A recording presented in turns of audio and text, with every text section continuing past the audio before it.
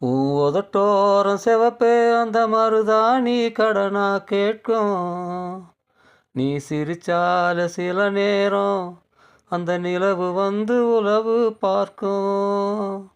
என் செவ்வாழ தண்டே, என் செவ்வாழ தண்டே, சிறு காட்டு வண்டே, உன்னை நினைச்சுதான் எசப்பாட்டு, கொஞ்சம் நெருங்கி வா இத கேட்டு.